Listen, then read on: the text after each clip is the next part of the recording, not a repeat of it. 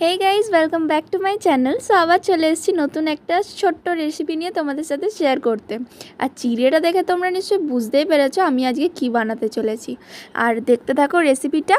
প্রথমেই গরম করে নিয়েছি তেল, এবং তেলের মধ্যে দিয়ে দিয়েছি বাদামটা ভেজে ফার্স্টে তুলে নিয়েছি, এবং বিভিন্ন ধরনের সবজি কিন্তু আমি ততক্ষণে কেটে নিয়েছিলাম। আর প্রথমেই দিয়ে দিলাম হচ্ছে সর্ষে এবং পেঁয়াজটা, যেটা তোমাদের দেখানো হয়নি কাটার সময়, সেটাও দিয়ে দিলাম। সব ভালো করে ক্যারি পাতা দিয়ে বেশ সুন্দর করে নাড়াচাড়া করে তারপর তার মধ্যে দিয়ে দিতে হবে হচ্ছে বিভিন্ন ধরনের কেটে রাখা সবজিগুলো। সব সবজি ভালো করে ভাজা হয়ে যাওয়ার পর, আমি কিন্তু জীবনে প্রথমবার বানাচ্ছি, যদি কিছু ভুল করে থাকি মাফ করে দিও।